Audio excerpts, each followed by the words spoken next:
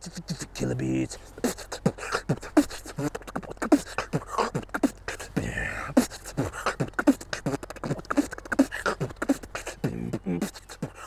Rob Drolet, a local beatboxer known as Killabeatz, has been making unique music for years using only sounds produced with his mouth. We caught up with him to see how he started beatboxing and where he gets his inspiration from. I started beatboxing about 13, 14 years now, going on 15 years. My father was huge into music growing up. He was a radio DJ. I grew up in a radio station. I never really started playing with music until he passed. He was killed in a car accident when I was 10.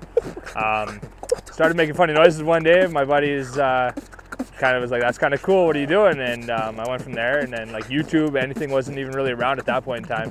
And I was making drum sounds and just kind of playing around with it. And then about 2-3 years after I started, I found a video on YouTube of a guy beatbox. They did a weird vocal tab where they were humming and beatboxing at the same time, and I must have practiced that for about 4 or 5 months until I got it. And then I just like, okay, I'm going to keep doing this and keep doing this and keep doing it. So that's pretty much how I started beatboxing.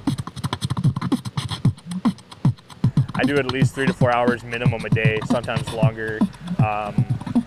Every day for beatboxing to come up, since I've been going there, it's gotten a lot faster, more technical, crazy sounds. It's just, it's unimaginable. Yeah, I mean, me, I'm kind of a new school versus old school, and I'm just trying to keep it simple and just do what I feel. Yeah.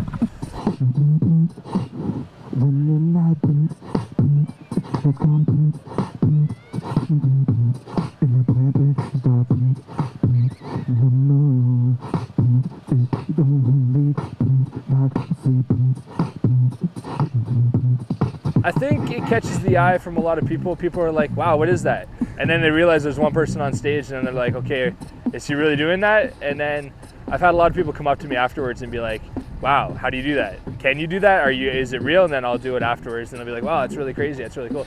I think I get more of like a different attention span. Like people, they're caught off guard by it and they're intrigued because it opens their mind to something new. It's not just somebody sitting there playing guitar and singing, which is really cool myself. I'm really jealous. I could never play guitar. I never was able to play the drums. So I mean, it's my way of my music, and it's yeah, it catches a lot of people's attention.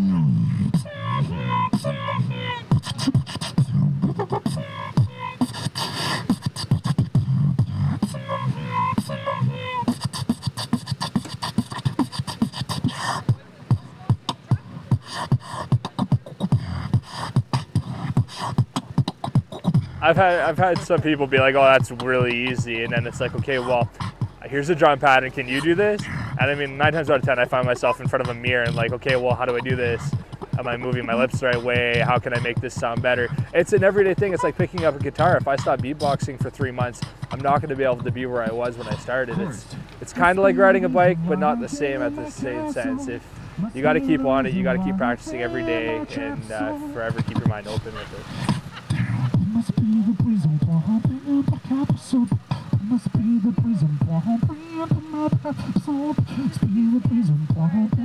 I'm going to try and take it as far as I can. One of my biggest successes was 2 years ago. I made it to the Canadian Championships. Next month I got a big thing, King of the Dot in Toronto, ran by Organic, Travis Fleetwood, top of the top, Canadian hip hop scene. Like, that's the battle is the place to be. So I'm really excited about that. That's going to really get my name out there.